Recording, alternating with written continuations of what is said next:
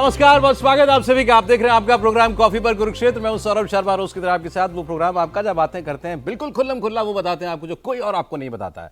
कुंभ का आज आखिरी स्नान था, हो गया, और आज से जो है फिर इंतजार अब अगले 6 वर्ष का या 12 वर्ष का करना पड़ेगा। लेकिन इस बार का कुंभ जो था वो नेक्स्ट का भी नेक्स्ट लेवल था, इसमें कोई शक नहीं है। और अब तो ये योगी आदित्यनाथ चूंकि मुख्यमंत्री हैं इसलिए मैं कह रहा हूं, तो उनके विरोधी भी मान रहे हैं इस बात को कि भाई इस कुंभ में जितना इस लोगों का ज्वार निकला है जाने के लिए, जो वेग निकला है, ऐसा तो हमने पहले कभी नहीं देखा। तो आज हम इसकी बात करेंगे। तो हमने आज कुंभ पर चर्चा करने के लिए कुछ सवाल सामने रखे हैं। महाकुंभ क्या हिंदुस्तान के हिंदुओं को भी जोड़ पाएगा? महाकुंभ का महायश क्या मोदी योगी को मिलेगा? ऐसा आयोजन हो गया क्या जो हमेशा हमेशा के लिए लोगों की याददाश्त में, स्मृति में बस गया कि भाई ये कुंभ था 2025 वाला, वो भी किसी ने देखा तो देखा, और ये कितना कामयाब रहा? और क्या वाकई अब हिंदू होकर सोचने लगा है, जाति में बंटकर नहीं? और थोड़ा पॉलिटिकल तो बात हम लोग करेंगे ही कि इसका असर आने वाले चुनावों में, खासकर बिहार अब इस साल और अगले साल बंगाल के चुनाव में कितना पड़ेगा। और इस कुंभ में जितने किस्म के विवाद हुए, उन विवादों में दम कितना था, उन विवादों को ना किसने हवा दी, और दी तो फिर उस पर अब क्या होना चाहिए, और क्या उन लोगों को भी इस बात का एहसास हो गया कि ठीक नहीं किया गया? तो आइए इसकी बात करते हैं। आपको मेहमानों से मिलवा देता हूं। हमारे साथ आज बहुत स्पेशल गेस्ट हैं, डीजीपी विक्रम सिंह जी हमारे साथ हैं, उत्तर प्रदेश के पूर्व डीजीपी। सर बहुत स्वागत आपका। धन्यवाद। और आज कुंभ पर चर्चा सर, बड़ी कृपा। हो आए आप? मैं हो आया, स्नान भी हुआ। दीपक चौरसिया जी हमारे साथ हैं। सर बहुत स्वागत है आपका। और हर्षवर्धन त्रिपाठी जी प्रोग्राम में आए हैं, आज शाम में कम दिखते हैं लेकिन आज हैं हमारे साथ। बहुत स्वागत है हर्षवर्धन जी आपका। ये 4 लोग बैठे हैं। पहले तो एक डिस्क्लेमर हम भी दे दें सर, 2 जा पाए, 2 नहीं जा पाए। मैं नहीं जा पाया, लेकिन मुझे मलाल है कि नहीं जा पाया। सच बता रहा हूं मैं आपको। रही बातें कुछ मतलब कुछ व्यस्तताओं की वजह से, लेकिन आपको भी लग तो रहा होगा यार ये मुझे बड़ा मलाल है, लेकिन मैं इस बार रिस्क नहीं ले सकता था। मेरे back to back 3 hip surgery हुए हैं, और उसके बाद तो मुझे डॉक्टर्स ने कह दिया था कि आपकी हालत बहुत नाजुक है, यहाँ तक आने में मुझे बड़ी दिक्कत का सामना करना पड़ता है। लेकिन भगवान की कृपा रही, वापस से चल रहा हूँ, तो मैं ये रिस्क नहीं ले सकता था। मैंने दूर से ही सवाल मैंने सिर्फ इसलिए किया कि दूर से ही हाथ जोड़े। मैंने लगभग सभी कुंभ कवर किए हैं 2001 के बाद से, जहां तक मुझे याद है। वो सिंहस्थ हो, वो चाहे हरिद्वार हो, वो चाहे नासिक नहीं जा पाया मैं। बाकी 2001 में तो मुझे बहुत अच्छी तरह याद है, पहला टेलीवाइज कुंभ था। लेकिन इस बार तो अलग लेवल है, अलग लेवल। सर पहला टेलीवाइज था और 2001 पहला कुंभ था। अभी इस बार इसको डिजिटल कुंभ कहा गया। जिस लेवल पर था, पहली बार डिजिटली उत्तर प्रदेश गवर्नमेंट के साथ उस वक्त वेब दुनिया आया था। फर्स्ट टाइम डिजिटल, इसका पूरा जो आप कहें कि न्यूज के लिहाज से सब कुछ, और मीडिया सेंटर में पहली बार डिजिटल के लिए, इंटरनेट के लिए एक अलग से जगह दी गई थी, क्योंकि मैं भी उस वक्त कवर कर रहा था। सर लेकिन मेरा इसमें यहां पर थोड़ा सा मतभेद है सर, अगर सुने तो, कि क्या ये केवल डिजिटल युग का, या अब टीवी और टेक्नोलॉजी इतनी ज़्यादा है, इतने चैनल्स हैं, मीडिया इतना पावरफुल है, इस वजह से क्या लोगों का इतना इसमें इंटरेस्ट रहा? मैं ऐसा नहीं मानता। अखबार तो पहले भी थे, बिल्कुल बिल्कुल छपता सब कुछ था, सब कुछ पता था। मुझे ऐसा लगता है कि इस बार जो माउथ टू माउथ लोगों के बीच में इस कुंभ की महिमा गाई गई है कि भाई देख के आना जरूर एक बार, हम हो क्या है, बहुत ही गजब था। मुझे लगता है उसकी वजह से शायद लोगों में था। आप देखें तो सही, गरीब से गरीब आदमी, सर पे बच्चा कंधे में बैठा रखा है, सर पे गठरी लाद रखा है, बूढ़ी माँ, पिताजी, सबको लेकर के पूरा परिवार चला पड़ा है। सर कहां से चला पड़ा है? सौरभ जी, और आप जाएंगे 4 सुविधा ले लेंगे किसी से, बेशक बिल्कुल तो लेंगे। कोई सुविधा भी नहीं तब भी। मैंने सन 54 से कुंभ देखा है। मैं प्रयागराज का ही रहने वाला हूं। पिताजी मुझे कंधे पे बैठा के सन 54 वाले कुंभ में ले गए थे।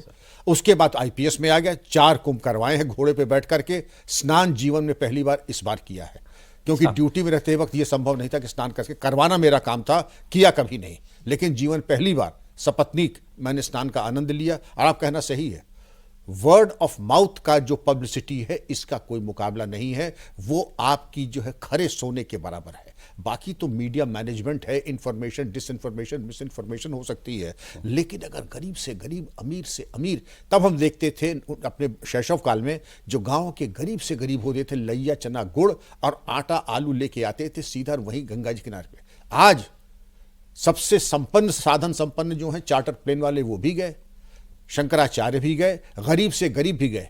एक भिक्षुक जो कि बौना था, पूछा कि बाबा कितना पैसा मिला?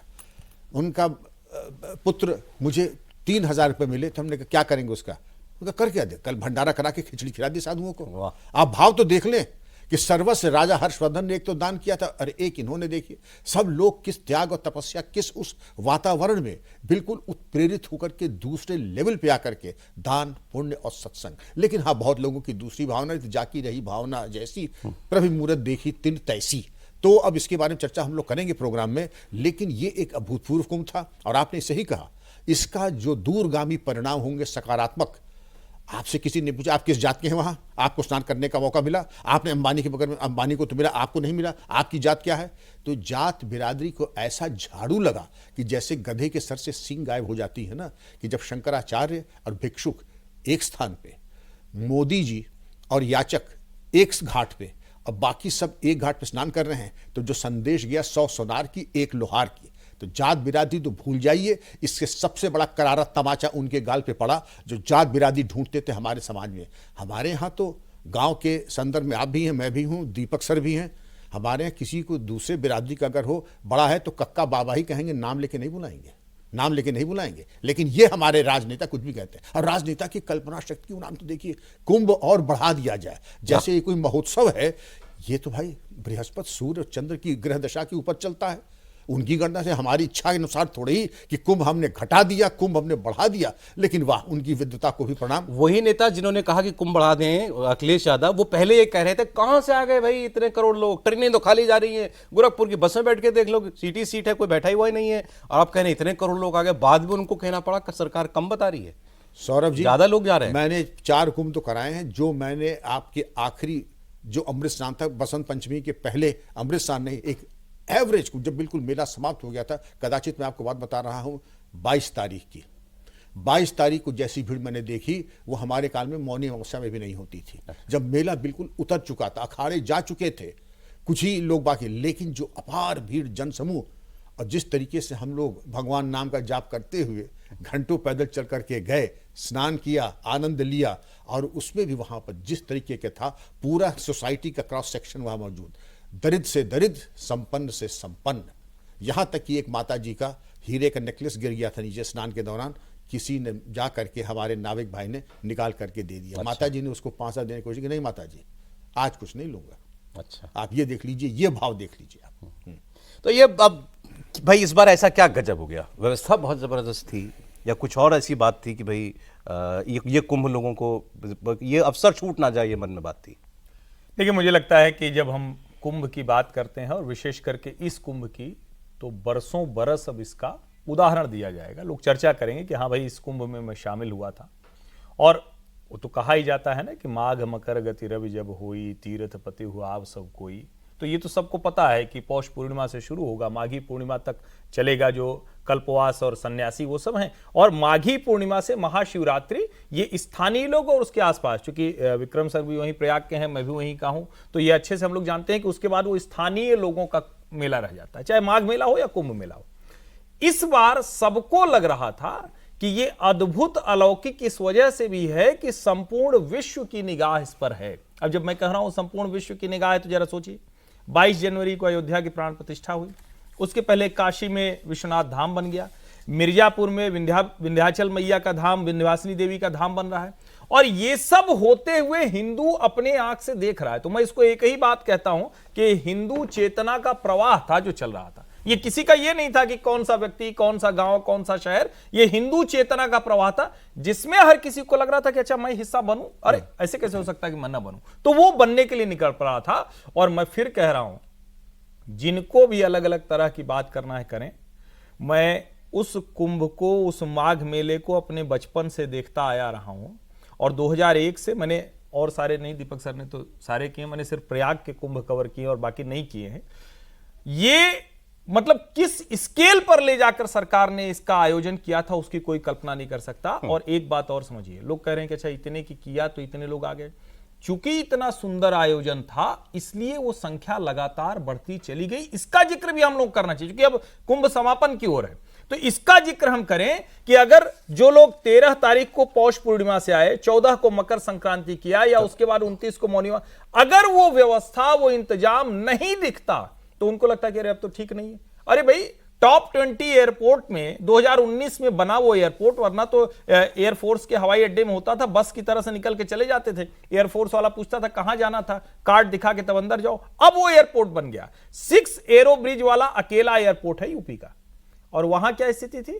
ट्रैफिक जाम दिल्ली और मुंबई की तरह, जगह नहीं मिल रही थी। तो आप चाहे सड़क देखें, आप चाहे रेलवे देखें और आप चाहे हवाई मार्ग देखें, वो हर कोई इस हिंदू चेतना के प्रवाह में अपना भी एक वो कण वो शामिल करना चाहता। अब क्योंकि आपने कहा कि भाई इससे इंतजाम थे, अलग लेवल पर ले गए, तो अब सिर्फ कुछ डेटा जैसे कहा जा रहा है सरकार के द्वारा कि 65 करोड़ लोग जो है इस बार कुंभ में स्नान उन्होंने किया। आप ना मानिए 65 करोड़, और हो सकता है 65 करोड़ ना भी हो, क्योंकि टेक्नोलॉजी के जरिए कैसे उसका आंकलन किया गया है वो अलग एक विषय हो जाएगा, कुछ कम मान लीजिए। लेकिन इतना तो सब जानते हैं भाई, ऐसा तो हमने भीड़ कभी नहीं देखी। ऐसे जो है हाईवे अभूतपूर्व 100 किलोमीटर का लंबा, 30 किलोमीटर लंबा जाम है कहीं, ऐसा तो हमने इससे पहले कभी नहीं देखा। और केवल प्रयागराज में ही नहीं, वो काशी में दिख रहा है, वो अयोध्या में दिख रहा है, विंध्यवासिनी में दिख रहा कानपुर है। जो 7 सड़कें हैं, कानपुर ले लीजिए, चित्रकूट ले लीजिए, मिर्जापुर ले लीजिए, फतेहपुर ले लीजिए, और सारी आसपास की आपने तो बहुत हल्का खासा 150 किलोमीटर की परिधि में आपको सड़क पर तिल रखने को जगह नहीं, ट्रेन में तिल रखने को जगह रीवा नहीं, सतना में ट्रैफिक खुलवाने के लिए अनाउंसमेंट अनाउंस होता है। अब जो बड़े स्नान थे उन पर आप जरा आंकड़ा सुनिए, जो आप बात कर रहे थे ना, और इसी में बात आ जाएगी, हादसे वाली बात भी आ जाएगी, उसकी भी चर्चा करेंगे। मैं सौरभ वो हादसा एक छोटा सा डाटा आपके सामने हाँ, सर, जोड़ना बोलिए ना। चाहता हूं, बहुत छोटा सा बोलूंगा। हमारे यहाँ लगभग अभी शाम का आंकड़ा है 66 करोड़ क्रॉस किया है, जो शाम तक है। अभी तो मेरे ख्याल से कल सुबह तक चलेगा, जो मुहूर्त है वो कल सुबह 9 बजे तक चलेगा, वो बढ़ेगा। लेकिन आप सोचिए, ये तीसरा दुनिया का सबसे बड़ा देश 45 दिन के लिए बना, 45 दिन के लिए चला, और 45 दिन के लिए उसका निरंतर प्रभाव हुआ। दुनिया का तीसरा सबसे बड़ा देश, अमेरिका की आबादी से ऑलमोस्ट 2 गुना, 34 करोड़ की आबादी अमेरिका की है। रशिया की आबादी का 3 गुना, पाकिस्तान की आबादी का 2.5 गुना, इंडोनेशिया की आबादी का 2.5 गुना। केवल वो मेला क्षेत्र कह रहे हैं आप?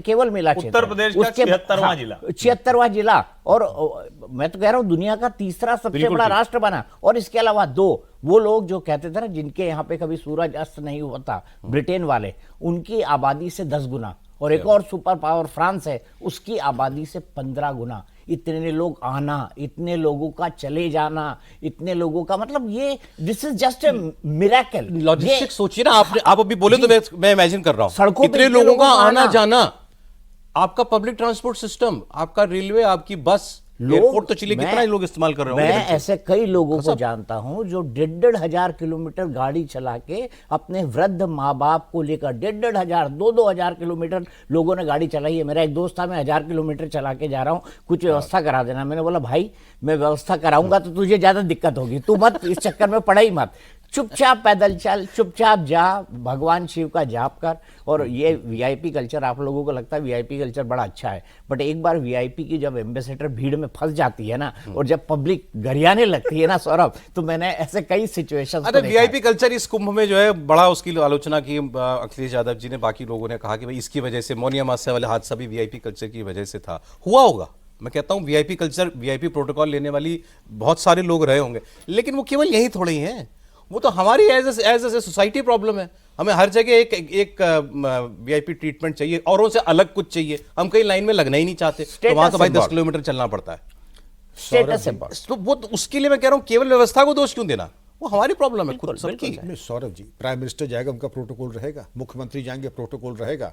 आपकी फिल्म स्टार जा रही है, कैटरीना कैफ जा रही हैं, या मान लीजिए कोई और फिल्म स्टार जा रहा है, क्या उनके लिए प्रोटोकॉल रहेगा? नहीं रहेगा। तो एक आप अपने लिए मुसीबत को दावत दे रहे हैं। वो तो एक मैंडेटरी रिक्वायरमेंट है कि कोई अगर हिट लिस्ट पे है, कोई हाई प्रोफाइल पॉलिटिशियन जा रहा है, इवन अखिलेश यादव जी जाते हैं, उनके लिए भी प्रोटोकॉल है। मिला और मिला गए थे, मिला उनको जी। और इसी तरह कोई भी हाई प्रोफाइल जाता है तो उसको प्रोटोकॉल और प्रोटेक्शन दिया जाना चाहिए, ये एक अनिवार्यता है, कोई विकल्प थोड़ा ही है। और इसलिए इसको कहना कि ये वीआईपी है, वीआईपी नहीं है ये। अरे आपने तो कितने कुंभ कराए, तो ये तो दरखास्त तो आती रहती होंगी ना कि भाई नहीं आज ये जा रहे हैं साहब, आज वो जा रहे हैं साहब। खूब आते हैं। नॉर्मली तो यही है कि गवर्नमेंट के इंस्ट्रक्शन ये है कि वीआईपी जो प्रमुख 5 स्नान है उसमें अवॉइड करें, और अवॉइड करते भी हैं। फिर भी उसके बावजूद कुछ लोग जो आते हैं, तो पुलिस की तो जिम्मेदारी, पुलिस थोड़ी कहते कि आज मत आइए, पुलिस कहती आप आइए, सबका स्वागत है। और फिर यथा सामर्थ्य यथाशक्ति नहीं, फूल प्रूफ और फेल प्रूफ सुरक्षा देनी है, कहीं कंकड़ी भी न हिले, तब तो माना जाएगा कि आपने कुछ ट्रेनिंग ली है या आपको कुछ तजुर्बा है, वरना कह देंगे साहब हमारे तो हाथ पांव फूले, हम तो हनुमान चालीसा पढ़े, तो ये नहीं चलने वाला। तो इस कुंभ में कुछ ऐसा कुछ अलग था क्या कि इस बार कुछ ज्यादा ऐसा लोगों ने जो है जो फायदा प्रेशर उठाया? था लोगों का, जो प्रेशर था लोगों का, अभूतपूर्व प्रेशर। आप देखिए जितने इंडिया के टॉप इंडस्ट्रियलिस्ट थे उनके भंडारे वो खुद वहां मौजूद हैं, खुद ही खाने परोस रहे हैं। फिल्म स्टार्स के जितना आवागमन फुटफॉल था उतना पहले कभी नहीं था। 700 तो चार्टर प्लेन आए हैं। आप ये बता दें 700 चार्टर प्लेन आना ये कोई मामूली बात है? 15,000 संदर्भ दे दीजिए जी, संदर्भ दे देते हैं जी।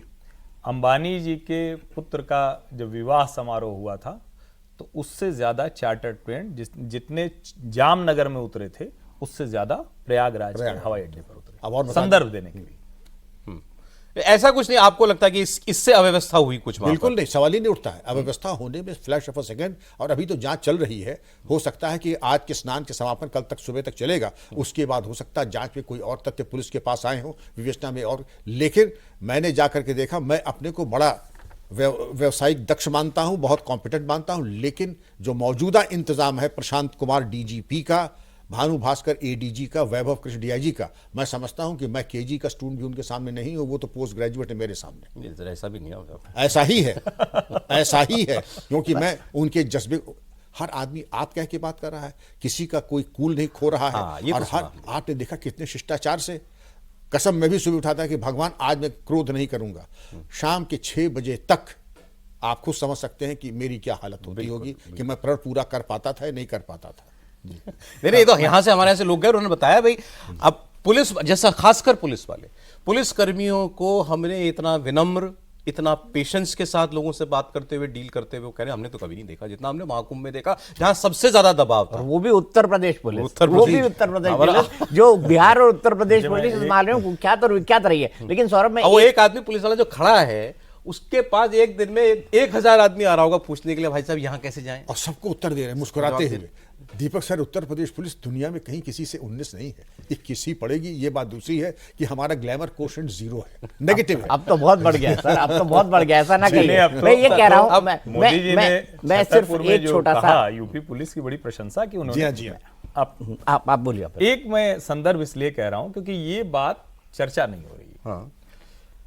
मैं इसको बहुत गंभीरता से कह रहा हूं। अगर नरेंद्र मोदी की केंद्र में और उत्तर प्रदेश में योगी आदित्यनाथ की सरकार नहीं होती, ये इंतजाम, ये व्यवस्था नहीं हो सकती थी। मैं सिर्फ 2-3 तथ्य बता देता हूं। 2019 का कुंभ हुआ जो, उस कुंभ में प्रयागराज शहर की सड़कें 7.5 मीटर से 15 मीटर की हो गई। यही उस वक्त भानु गोस्वामी जो विकास प्राधिकरण है उसके चेयरमैन थे। अक्षयवट वृक्ष खुला, 4 तरफ से रास्ते खुले। इस कुंभ के पहले जो लखनऊ से प्रयागराज है 6 लेन का हो गया। कानपुर वाला जो पहले से 3 लेन था उसको विस्तारित कर दिया गया। जितने भी रास्ते थे वो बन गए। जो प्रयागराज से वाराणसी है, नरेंद्र मोदी ने जिसका उद्घाटन किया था, वो भी 6 लेन का एक्सेस कंट्रोल हाईवे बन गया। जो मिर्जापुर का हाईवे था वो ठीक हो गया। जो एक प्रयागराज स्टेशन था, संगम था, उसको बाहर के 4 और स्टेशनों में रेलवे ने ये योजना बनाई। उत्तर प्रदेश की सरकार ने पहले से इस एरिया को जो 1000 मतलब 10 गुना बड़ा कुंभ कर दिया। आप इसको एरिया से अगर समझें तो 10 गुना बड़ा कुंभ कर दिया। और इसकी तैयारी कब शुरू हुई? 2019 में, जिस दिन कुंभ खत्म हुआ। अभी 25 का कुंभ खत्म हुआ है। योगी आदित्यनाथ की सरकार 31 के कुंभ की तैयारी कर रही। सिर्फ मैं संदर्भ के लिए ये बातें बता रहा हूं। और अगर ये नहीं होते, चूंकि ये जो सेंटर और स्टेट का कोऑर्डिनेशन हुआ, जो कुछ जिसको कहते हैं ना, जो बड़ा आपको दिख रहा है, स्मूथ होता हुआ दिख रहा है, ये इस वजह से इसकी चर्चा करना बहुत जरूरी है। अब सर ठीक है, अच्छा आपने मुझे रेफरेंस पॉइंट दे दिया। अब यहाँ से थोड़ा सा आगे इसकी पॉलिटिकल बात मैं आपसे करना चाहता हूँ। भाई सब कह रहे हैं, भारी भारी शब्दों का इस्तेमाल भी कर रहे हैं, धार्मिक सांस्कृतिक पुनरुत्थान और सनातन चेतना का पुनर्जागरण बिल्कुल हो गया। मान लीजिए हो गया, ये एपिसोडिक है या इसकी कोई लाइफ है? ये अभी क्योंकि होता है, आप लोग आज ठीक है, अभी मोदी जी ने बड़ा बढ़िया जब बनारस का मंदिर बनवा दिया, अयोध्या का मंदिर बनवा दिया, बड़े भाव से लोग जाते हैं वापस आते हैं, फिर हम जैसे थे वैसे हो जाते हैं। फिर इलेक्शन वोटिंग आएगी तो हमको अपना सरनेम याद आ जाएगा, हम फिर उसके हिसाब से सोचने लगते हैं। हिंदू हिंदू होके सोचने लगा है क्या? सौरभ, इसमें मुझे बहुत डाउट है, क्योंकि दिक्कत कहाँ पे खड़ी हो जाती है, जिस तरह की राजनीति इस देश के अंदर है और जिस तरह के पॉलिटिकल नैरेटिव्स गढ़े जाते हैं, क्योंकि लोगों की अपनी लाइकिंग्स है, लोगों की अपनी डिसलाइकिंग है।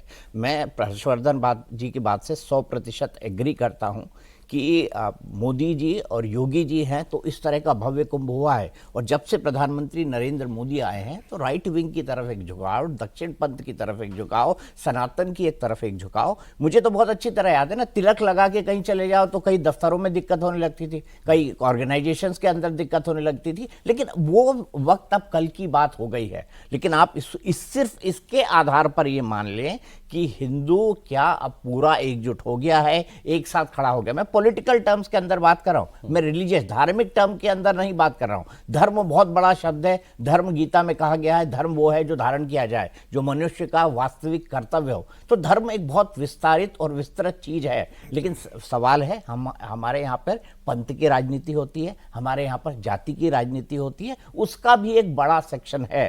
तो मैं ये इस बात आज देखिए, मंडल और कमंडल दोनों का अस्तित्व भारत की राजनीति के अंदर है। क्या कमंडल मंडल पे पूरा हावी हो जाएगा और कमंडल की जगह नहीं बचेगी, या मंडल की जगह नहीं बचेगी? मैं भारतीय राजनीति के परिप्रेक्ष्य में ये नहीं मानता हूं। दोनों समानांतर चलेंगे, एक कभी बढ़ेगा, एक कभी घटेगा। लेकिन मेरा ये मानना है कि जो ये सनातन पुनर्जागरण, आपने बड़े शब्द का इस्तेमाल किया, लंबे समय से 2014 के बाद से आप एक एक करके चीजें देखें जो भारत के अंदर होती जा रही है।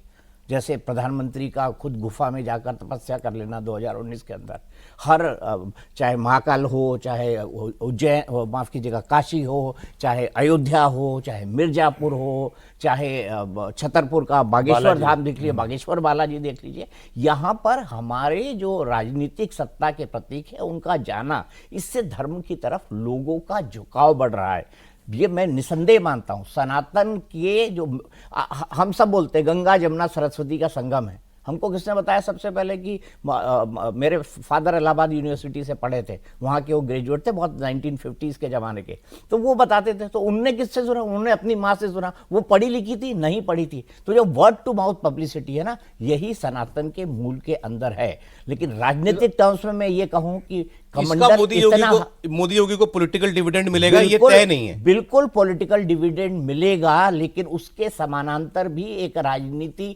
चलती रहेगी, जिसका मुकाबला भी समय समय पर मोदी और योगी जी को करना पड़ेगा। वही वो राजनीति थी मंडल वर्सेस कमंडल की, जिसका हमने परिणाम 2024 के लोकसभा चुनाव सर कह रहे थे, जैसे अभी आपके भाई वहां पर हर कोई स्नान कर रहा है, तो किसी की कोई जाति थोड़ी देख रहा है, शंकराचार्य भी कर रहा है और कोई सभी कर रहे हैं। हर बिरादरी के लोग, ऊंचे से ऊंचे, गरीब से गरीब, हर वर्ग के भिक्षुक भी, सन्यासी भी, गृहस्थ भी, और हर बिरादरी के सफाई कर्मी वहीं कर रहा है, वहीं मैं भी कर रहा हूं, कांस्टेबल भी वहीं कर रहा है, मैं भी वहीं कर रहा हूं, और बिल्कुल जांच धर्म भेदभाव तमाम समाप्त। तो जो स्वाभिमान और आत्मविश्वास जागृत हुआ है, मैंने ऐसा कभी कल्पना भी नहीं की थी कि ये सुखद दिन मुझे अपने जीवन काल में, और गंगा मैया को लाख लाख धन्यवाद कि ये दिन भी मुझे देखने का अवसर मिला। लेकिन सर वही सवाल है, ये कोई कुंभ आएगा तो हम ऐसा देखेंगे, या आप ठीक है आप मंदिर जा रहे हैं बढ़िया से, तो मंदिर में भी कोई नहीं पूछ रहा है कि भैया मैं यहाँ खड़ा हूं तो मेरे पीछे जो लाइन में लगा है वो कौन सी जाति का, नहीं पूछ रहा हूँ, ठीक है। लेकिन वो समाज में कहीं हमें और भी दिखाई दे, हमारे रोजमर्रा के जीवन में हमको वो दिखाई दे, जाति भेद थोड़ा कम हो, ऐसा क्या संकेत है? टोकेनिज्म खत्म होना चाहिए, क्योंकि टोकेनिज्म एक चीज है और यथार्थ एक चीज है। एक कहते हैं beauty skin deep, skin deep अगर कोई चीज है तो आज है, 2 घंटे बाद समाप्त हो जाएगी। लेकिन कुंभ ने जो एक चीज है उस चीज को डीएनए डीप कर दिया है। स्किन डीप छोड़ दीजिए, डीएनए डीप कर दिया है कि जो भेदभाव की बातें थी, जिन लोगों को अब क ख ग नहीं आता था, वो अब वहीं पर जाकर के परमार्थ निकेतन में, अन्य आश्रम जाकर के संस्कृत की क्लासेस ले रहे हैं और वहां पर भज गोविंदम सीख रहे हैं, वहां पर जाकर के वेदांग और भगवत गीता के बारे में क्लासेस ले रहे हैं। और वो भी कहां से? न्यूयॉर्क और इंग्लैंड में बैठे हुए बच्चे जिन्होंने प्रण दिया कि ड्रग्स छोड़ दिया, मादक पदार्थ छोड़ दिए, विस्की छोड़ दी, और वो अगर कर रहे हैं, आप समझते हैं कोई सामान्य ये घटना नहीं है, ये बहुत बड़ी एक क्रांति है। लेकिन इसी चीज को अच्छाई पकड़ने में दशकों लग जाते हैं, जैसे इधर लगे, लेकिन बिगड़ने में चुटकी बजाते बिगड़ जाती है। तो इस चीज को आपको, सात्विकता को धारण करना और उसको मेंटेन करना, वो भी एक प्रयास है। हर्षवर्धन जी, हमने दिन में भी हम लोग यही बात कर रहे थे, और उस वक्त बिहार की हम लोग खबर बता रहे थे कि आज जो है मंत्रिमंडल का विस्तार होगा, तो 6-7 लोग शपथ लेने वाले हैं, एक किस जाति का है, किस जाति का है, किस जाति का है। देखिए, मुझे लगता है ना कि ये 90 के दशक की शब्दावली है कि मंडल कमंडल का संघर्ष, और मैं ये नहीं मानता हूं कि 2014 से ये हिंदू चेतना हुई है। हिंदू चेतना तो उस दिन हो गई थी जिस दिन राम मंदिर आंदोलन के लिए शिला पूजन गांव-गांव में होना शुरू हो गया था। वो हिंदू चेतना का एक तरह से कहें कि प्रारंभ काल था। 14 के बाद तो हमने वो देखा जो तब से शुरू हुआ था और अब हो गया, परिणाम काल है ये। अब जाहिर है हम लोग तो उस दर्शन में आते हैं जहां मुंडे मुंडे मतिर भिन्ना, एक तो रह ही नहीं सकता है, 4 लोग बैठेंगे तो 4 बात करेंगे। जाति की एक पहचान है जो अंग्रेजों के समय से आई है और जिस तरह से हमारे अंदर बैठ गई उसको निकालना भी संभव नहीं। लेकिन ये जो 90 वाली शब्दावली है कि कमंडल मंडल इनकी राजनीति क्या होगा, मैं कहता हूं हिंदू धर्म में साहचर्य, सहधर्मी, सहजीवन ये है और मंडल कमंडल आत्मसात हो चुका है। वो साहचर्य, सहधर्मी और सहजीवन पर जा चुका है। गड़बड़ होगी तो उछलकर मंडल बाहर आएगा, कमंडल के खिलाफ खड़ा होगा। वही मैं कह रहा हूं, संभाल कर रखेंगे चलेंगे तो एक साथ चलेंगे, कोई मुश्किल मैं नहीं। इसमें एक कॉन्टेक्चुअल करेक्शन कर देना चाहता हूं क्योंकि हमारी बहस से कहीं ऐसा लग रहा है कि अगर मान लीजिए मंडल हुआ तो इससे बीजेपी को या मोदी योगी को नुकसान ही होगा। ये प्रमाइस हम लेकर के चलते हैं कि भाई अगर जाति पे राजनीति हो देश पे हावी हो गई या समाज पे जाति हावी होगी तो इसमें ये पिछड़ जाएंगे। फिर अगर और लोग मंडल अगर कमंडल लेकर चले तो क्या होगा, जरा समझाइए इसको। जब नरेंद्र मोदी केदारनाथ की गुफा में बैठकर तपस्या कर रहे हैं, गुजरात का मोड़ घांची तेली समाज से आने वाला एक व्यक्ति जो मंडल की राजनीति वाला है, जिसको ओबीसी पॉलिटिक्स कहते हैं, वही तो है। जब शिवराज सिंह चौहान या मोहन यादव या उड़ीसा में हम मान ले मोहन चरण मांझी और सब छोड़िए ना, यही तो वर्ग था जिसने कहा कि अरे द्रौपदी मुर्मू शिव मंदिर में झाड़ू क्यों लगा रही। वही तो है, मंडल सब लेके चल रहा है, मंडल कमंडल लेकर चल रहा है। और किसी भी जगह पर, मैं फिर कह रहा हूं, किसी भी जगह पर आप तय करते हैं, समाज तय करता है कि धर्म कौन लेकर चलेगा। धर्म ध्वजा लेकर चलने वाला तय नहीं करता है कि समाज कैसे चलेगा। जब वो तय कर देता है तब उसकी कही हुई बात को स्वीकार करता है, चाहे हमारे मठ हो, चाहे हमारे आश्रम हो, चाहे हमारी परंपरा हो। वो नीचे से ऊपर जाते हैं, ऊपर से नीचे जब उनकी स्थापना हो गई तब वो स्थापित करता है कि ये सिद्धांत होंगे। तो मंडल कमंडल का भेद ये राजनीतिक शब्दावली है। मैं फिर कह रहा हूं, जाति है वो हट नहीं सकती, लेकिन अभी दोनों एक साथ चल रहे हैं। मुश्किल बहुत है क्योंकि जाहिर है जिनको नुकसान है, जिनकी राजनीतिक क्या कहें पूंजी खत्म हो गई, कम हो रही, वो तो कोशिश करेंगे। सर, और अभी इलेक्शन आ रहे हैं आगे, भाई हमने तो राम मंदिर से बड़ा तो देश के अंदर और विचारधारा के स्तर पर धर्म के स्थान में कोई ऐसा अवसर आएगा तो ऐसे कितने मौके होते हैं राम मंदिर बन के, लेकिन हमने देखा कि भाई उसका भी एक हर चीज का एक पीक आता है, उसके बाद फिर वो नीचे आता है। जी बिल्कुल नीचे आता है। और ये प्रकृति का नियम है, ये प्रकृति का नियम है। और वो शायद बीजेपी के हिसाब से थोड़ा जल्दी उसका पीक आ गया और वो जल्दी मैं सौरभ यहाँ पर एक चीज जोड़ना चाहूंगा। देखिए, ऐसा नहीं है कि इससे जो है मतलब मंडल का मंडल मैंने शाब्दिक अर्थों में समझाने के लिए बोला था, लेकिन मैं कहना क्या चाह रहा हूं, क्या भारतीय जनता पार्टी कमंडल की राजनीति नहीं, मंडल की राजनीति नहीं करती? बिल्कुल करती है। प्रधानमंत्री नरेंद्र मोदी कहते ही है ना भारतीय जनता पार्टी की ओबीसी वर्ग के हैं। मानते हैं ना आप इस बात को? आप ये तो मानते हैं ना अपने सोशल कॉम्बिनेशन या सोशल इंजीनियरिंग को भारतीय जनता पार्टी मेरे ख्याल से ज्यादा शिद्दत के साथ बाकी पॉलिटिकल पार्टियों से बहुत बेहतर ढंग से करती है। अमित शाह जी ने जो 2014 में लोकसभा के चुनाव जितवाए, उसका एक सबसे बड़ा रीजन था अखिलेश यादव और उनकी जो पार्टी पर गुंडागर्दी के आरोप थे, उससे लोग बहुत ज्यादा परेशान थे। बीएसपी एक विकल्प नहीं थी। और तीसरी बात, भारतीय जनता पार्टी ने वहां पर बहुत छोटी छोटी जातियों से एक सोशल कॉम्बिनेशन खड़ा किया। इसी के आधार पर वो 2014 में जीते, वो 2017 में जीते और उसी मिथ को तोड़कर, उस अर्थमेटिक को बदलकर एसपी बीएसपी का कॉम्बिनेशन के बाद भी भारतीय जनता पार्टी 2019 में वहां बड़ी सीटें लेकर आई। पर कई बार ऐसा होता है ना कि जो चीज लगातार चलती रहती है, लोग थोड़े दिन बाद जो है उसको लगने लगता है कि साहब ये क्या सामान्य हो गया। तो ये तो अब मोदी जी तो इससे तो एक्सपेक्ट है कि ये राइट विंग की बात होगी और योगी जी से तो एक्सपेक्ट है कि ऐसी ही बात होगी। तब आप ज्यादा आसानी से राजनीतिक नारे नखरे और नाटक है उसके चक्कर में आ जाते हैं। और जब जनता इस चक्कर में आती है ना, नारे नखरे नाटक, मैं पॉलिटिक्स को इसी से डिफाइन करता हूं, जो इन 3 बेहतर चीजों को कर लेता है पॉलिटिक्स में, वो नेता बन जाता है। और इसका सबसे शानदार एग्जांपल मैं मेरे मित्र अरविंद केजरीवाल को मानता हूं। वो एक्सपर्ट थे इन तमाम चीजों को। तो मेरा यही कहना है, हर चीज का एक पीक होता है, हर चीज का एक डाउन होता है। मैं नहीं मानता कि बीजेपी मंडल की राजनीति नहीं करती, बहुत अच्छी तरह से करती है। ये जो शब्द है ना सोशल इंजीनियरिंग, ये सोशल इंजीनियरिंग शब्द हमारे एक बड़े खाटी महासचिव हुआ करते थे, बहुत पुराने और बहुत शानदार व्यक्ति इसको है। थोड़ा सा और खोल करके हाँ, थ्रेडबेयर इसकी बात करें। जब हम मंडल कहते हैं तो मंडल बेसिकली क्या, ओबीसी, जाति में भी ओबीसी, जाति में ओबीसी, क्योंकि ओबीसी सबसे बड़ा समुदाय है। हाँ। वही राजनीति है ना, ओबीसी 51% है। जी हाँ, और हम सबका 50% ओबीसी। ओबीसी जी, ओबीसी को कल्टीवेट करने में सभी लोगों ने सारे घोड़े खोल दिए। अब बात आती है वचनम किम दंडितम, बातों से सब कुछ। जैसे दीपक सर ने बताया कि जो अरविंद केजरीवाल साहब के जो त्रिपुंड था उनका, उस त्रिपुंड में सभी कुछ समाहित है। बातों से सबको खुश करो, करो धरो धेले का मत, जनता को बेवकूफ बनाओ। तो इस नारे पे लगे जैसे इब्राहिम लिंकन के, you can fool some of the people all the time and all the people some of the time, but you can't fool all the people all the time. तो जनता बड़ी जागरूक हो गई है। सबका जो है शेल्फ लाइफ बड़ी लिमिटेड है। अगर डिलीवर नहीं किया तो जैसे अरविंद केजरीवाल जी का हर्ष वो समझते थे, जैसे उन्होंने चुनौती दी थी प्रधानमंत्री जी को कि हम देखते तुम इस जीवन में तुम मुझे नहीं हरा सकते हो। तो वो तो खैर अहंकार तो रावण का नहीं चला, तो तुम्हारा क्या चलेगा केजरीवाल जी।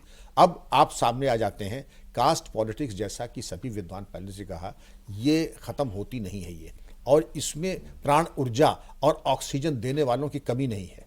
ऐसे लोगों की कमी नहीं है कि जी ऑक्सीजन के बड़े बड़े सिलेंडर लेकर के, क्योंकि ये उनकी प्राण ऊर्जा है, यही इनकी संजीवनी है। इसी के आधार पर इनकी राजनीति चलती है। मेरिट पे चलती नहीं, सत्यनिष्ठा पे चलती नहीं, शिक्षा पे चलती नहीं, चरित्र पे चलती नहीं। तो चलती किस चीज पे है? न हींग लगे न फिटकरी रंग चौका, वो है जातीयता का छौका। तो जातीयता का छौका लगा दो और लोगों को उद्वेलित करा दो, तो सबसे सस्ता उपक्रम यही है।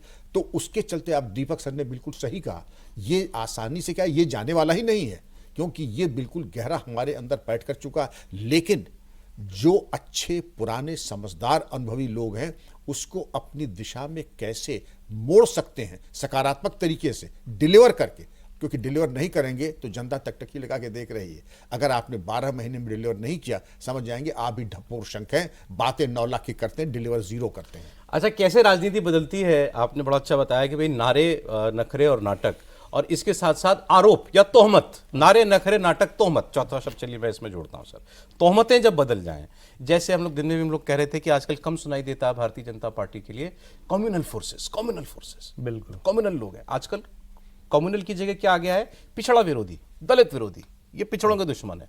अब बीजेपी को वहां ब्रांड किया जाना यही अपने आप में बताता है कि अब गोलपोस्ट शिफ्ट हो चुका है। मैंने इसीलिए कहा आपसे कि 2014 के बाद जो सनातन और राइट विंग की फोर्सेस का उभार हुआ है, ये उनकी शक्ति का परिणाम है कि ये शब्द कि सांप्रदायिक शक्तियों के खिलाफ संघर्ष, वो संघर्ष बीजेपी के खिलाफ, और उसी के आधार पर सरकारें बनना 90 और 2000 के दशक में, और उसी के आधार पर सरकारें गिरना। लेकिन हाँ, इतनी चेतना हमारे समाज के अंदर आ गई है कि अब ये 66 करोड़ की भीड़ को आप सांप्रदायिक शक्ति कह के नहीं कह सकते, क्योंकि इनका भी अपनी एक परंपरा है, और इसी परंपराओं से निकलकर बाकी देश के नेता वाली बात रह गई, उसमें भी मुझे लगता है ओबीसी वाला मोर्चा बीजेपी काफी हद तक संभाल चुकी है। एक उसके प्रधानमंत्री खुद ओबीसी है। हाँ, इंद्रधनुष में कई सारी चीजें हैं। अब मैं इसको चर्चा को लाना चाह रहा हूं।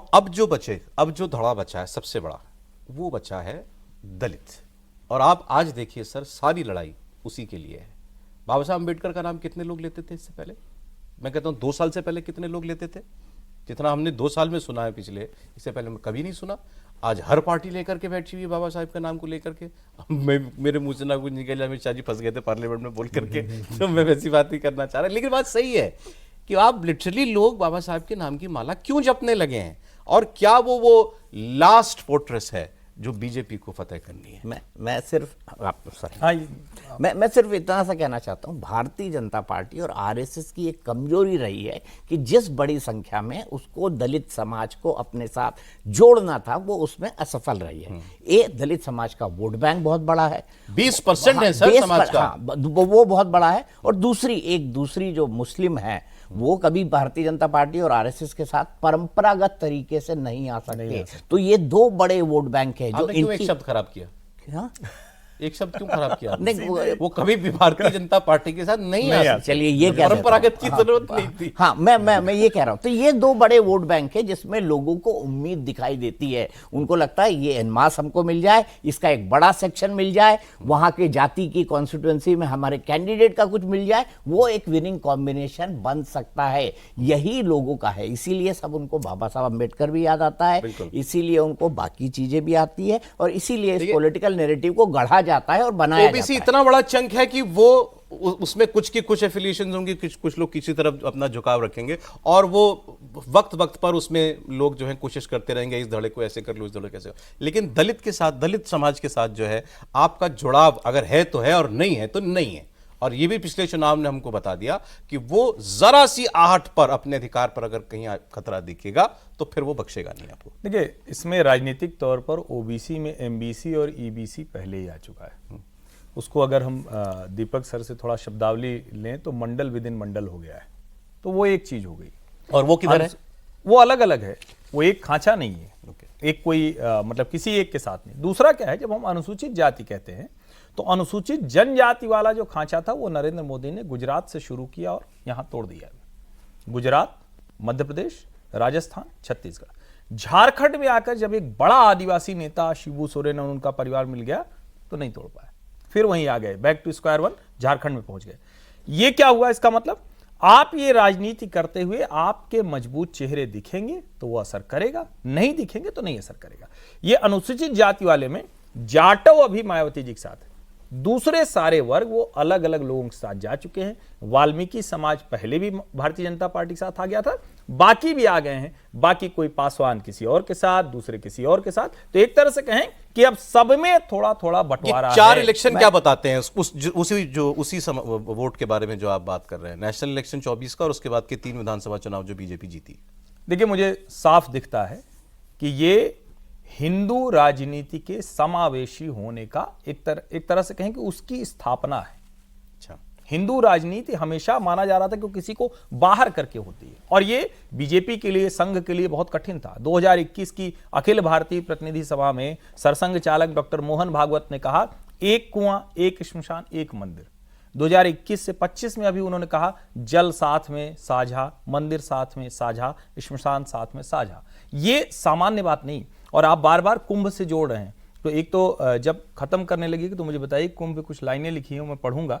लेकिन एक जरूरी बात, वहां तो आप नहीं सोचे, साथ में डुबकी लगाए, कांधा लड़ा, हाथ लड़ा, सर लड़ा, आपके शरीर से पानी छू के गया। व्यवहार पलट के नहीं होना चाहिए, नहीं तो ये कुंभ काम नहीं आएगा। वहां जो किया आपने संगम की धरती पर, प्रयाग की धरती पर, वही जहां से गए हैं, जहां लौटे हैं, वही करें। उसका तारतम्य, कंटिन्यूटी बनी रहनी चाहिए, और उसको और दूसरे स्तर पर ले जाने की आवश्यकता है। वरना कुंभ समाप्त तो ये चीजें भी समाप्त। जैसे अस्पृश्यता का निवारण हो गया, आपसी भाईचारा कायम हो गया, तमाम सौहार्द कायम हो गया, तो इसको और आगे बढ़ाने के लिए प्रगाढ़ बनाने की जरूरत है। कल अच्छी बात यह है कि माननीय प्रधानमंत्री जी, योगी जी कल जाकर के सम्मान करेंगे। किनका? पुलिस के साथ तो बड़ा खाना होगा ही, लेकिन हमारे जो सफाई कर्मी भाई बहन हैं, जो 15,000 जिन्होंने Guinness book of world record कायम किया है, जो कि आ जाएगा 3-4 दिन में, और उसके साथ ही नाविक भाइयों का, उनका भी नागरिक अभिनंदन स्वागत होगा। लेकिन ये औपचारिकता ही नहीं, ये तो बहुत अच्छी बात है, लेकिन इसके आगे भी जाकर के निरंतरता लाने की आवश्यकता है। जब गांव पहुंचे तो याद रहे। जी जी जी जी। अब आप क्या? मैं, चूंकि ये पंक्तियां मैंने लिखी हैं और मैं चाहता हूं कि आज मैं इसको सुना दूं। बार बार पूछा जाता है कुंभ क्या है। प्रयागराज में हुआ कुंभ भारत है। कुंभ विश्व का सबसे बड़ा समागम है। कुंभ विश्व में जीवन की सर्वश्रेष्ठ पाठशाला है। कुंभ सनातन है। कुंभ मानवता की मंगल कामना है। कुंभ संघर्ष रहित सहजीवन का योग है। कुंभ प्रति 12 वर्ष पर आने वाला इस धारा का सबसे सुंदर संयोग है। कुंभ हमारी एकता का सबसे बड़ा उदाहरण है। कुंभ भेदभाव रहित हिंदू धर्म का सुंदर चित्र है। कुंभ हमारी असीमित क्षमताओं का प्रमाण है। कुंभ मोक्षदायिनी गंगा जल की पवित्रता की व्यावहारिक व्याख्या है। कुंभ हिंदू उदारता का सप्रमाण सर्वोच्च प्रसंग है। कुंभ भाषा, जाति, प्रांत, वर्ग को समाहित करने वाला हिंदू धर्म है। कुंभ अस्थायी शहर में स्थायी हिंदू चेतना है। कुंभ जागृत है, साकार है, निराकार है, द्वैत है, अद्वैत है, शैव है, वैष्णव है, वैरागी है, उदासीन है, शक्ति है, गृहस्थ है, अध्यात्म है, संन्यास है। कुंभ प्रवाह है, कुंभ निर्मल है। कुंभ विकार हरने वाला है, कुंभ अद्भुत है, अलौकिक है, दिव्य है, सुखद अनुभूति है। कुंभ तीर्थराज प्रयाग की भूमि पर सभ्यता संस्कृति का बिखरा हर सुंदर रंग है। ये कुंभ कुंभ महान है। जी, जी। वाकई चलते चलते एक लाइन बोल देता हूँ। कुंभ ने देश को एक कवि दिया है। अमेरिका को बोल दो कि इतने मिलियन लोगों को एक साथ कहीं इकट्ठा कर लो, सोच भी नहीं पाएंगे, सोच भी नहीं ठीक पाएंगे। बात है। मतलब वो दुनिया की सबसे बड़ी ताकत, उसको अगर ये थॉट भी दे दिया जाए तो भाग खड़े हो जाएंगे। मैं जानता हूं उनकी कैपेबिलिटीज। बिल्कुल ठीक कह रहे हैं। और यहाँ 1.25 महीना, 1.25 महीना, और उसके बाद भी योगी आदित्यनाथ लगातार रेडार पे थे। कोई गलती निकल जाए तो आरोप कैसे लगाएं, रेडार पे। बिल्कुल आपको उस आदमी की मतलब काबिलियत और और उस आदमी आरोप की भी किस किस तरह के लगे कि आपने गंगा को कहा कि शौच आ गया है, उसमें क्या क्या घटिया स्तरहीन आरोप लगाए गए। अगर उसमें से एक पर भी कुछ एतबार होता या भरोसा किया होता लोगों ने, तो आज के दिन 3 करोड़ लोग नहीं पहुंचते कुंभ के आखिरी दिन भी। और अब कुंभ, आज हम लोग कह रहे हैं कि आज से बिला उठ जाएगा, लेकिन मुझे तो नहीं लगता कि लोग इतनी जल्दी नहीं, इस बार थमने ऐसा वाले हैं। होता नहीं अभी दिख भी रहा है। पहुंचते रहेंगे। ये स्टैगर होगा 72 घंटे और आगे जाएगा। बहुत बहुत शुक्रिया सर, आप प्रोग्राम में आए, बहुत शुक्रिया दीपक जी, आपका बहुत शुक्रिया। हर्षवर्धन जी, आपने महाकुंभ पर आज कॉफी पे और कुरुक्षेत्र का एक खास एपिसोड देखा।